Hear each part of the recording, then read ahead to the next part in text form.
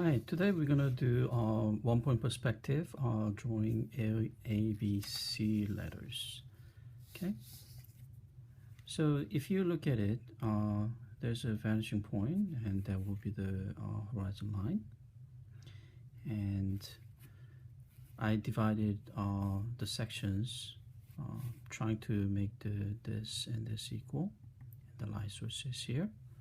So you probably saw that a lot of people doing anamorphic drawing, 3D drawing, some people called, and they usually follow one-point perspective loosely. So we're gonna do that at the end, show you how that works. So let's start drawing. So we're going to draw the A. There's 3 boxes, but because of this inside, if you start doing the points here, it's going to disappear, this triangle. Sometimes you can make the 4 boxes, right? But since we're going to challenge the 3 boxes by 1, 2, 3, 4, 5. So to do that, you want to start with excuse me. So 2 more boxes top, right?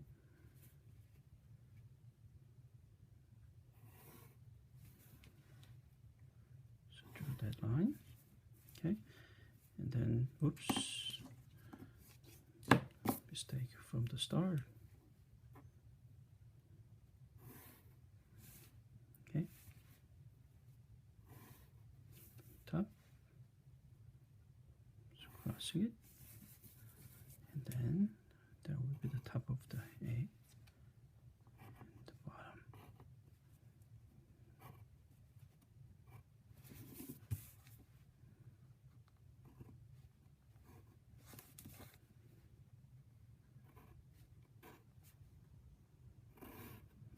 And that would be A. And then we're going to give one space. Right?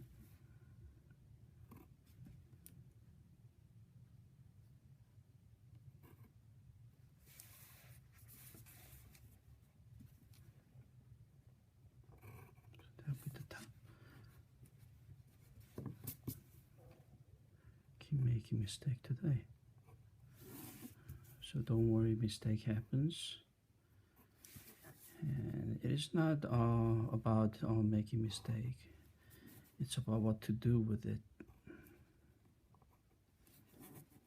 I often tell students that there's always a way to make things better. So I know many students that who throw away things right after they make a mistake, but learn to find a way to do better with that mistake rather than just throwing that away. Okay, so there's a B, and then you erase these inside, and then make this part darker. And there's a C, right? And then from there,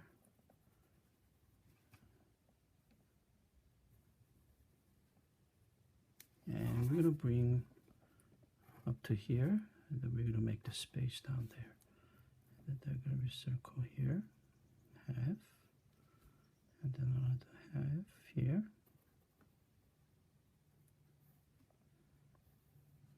And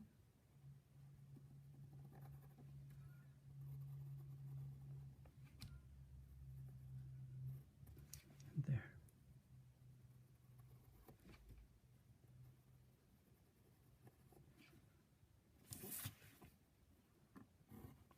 Okay. So there's A, B, C. What you want to do is start connecting it. Start with always the one that's close to the vanishing point, and then eventually go to the other. There's a reason for that, because some will overlap if you start doing that's from behind. Imagine if we create this line first and then crossing it.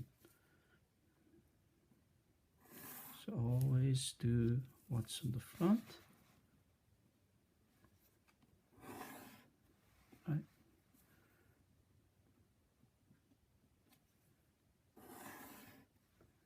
Okay. Right. So I'm gonna bring it up because we have a vanishing point that I don't want you to miss. So I've been connecting to that. And here's the one that's closer first. Then this one. Then one on the back here.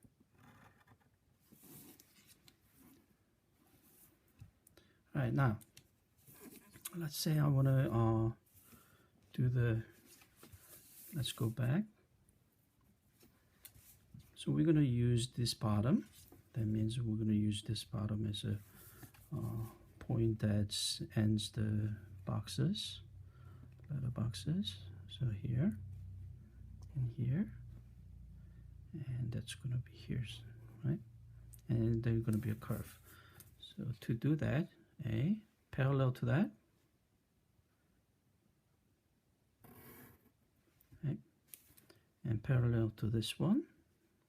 So angle should be same, right? Then they're going to be the, and then your A is done. And the B,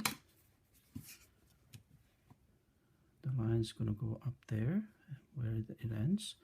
So you notice that this one is narrow and then it gets wider because the eye looking at this from this angle is start widening as it goes to further down to this way. So whatever the letter, if you want to extend, then you're going to be seeing more of the left side.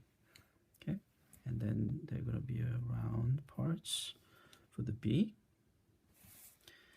And C, it's going to be about there. Okay. Then again, just think that there is a end. Okay, you're not going to see the curve here because it's behind. Okay. So if the light is coming from here, then we can make the bottom dark.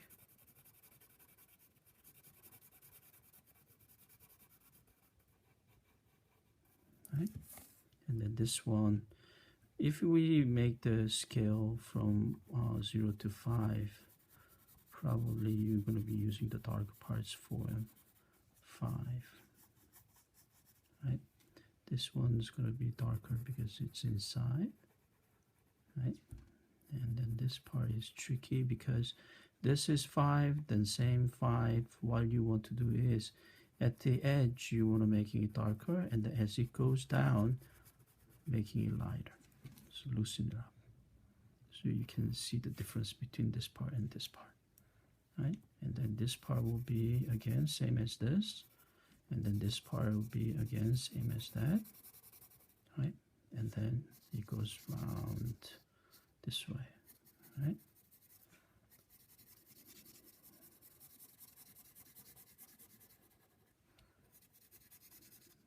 So I'm going to quickly give the tones so you can see the letters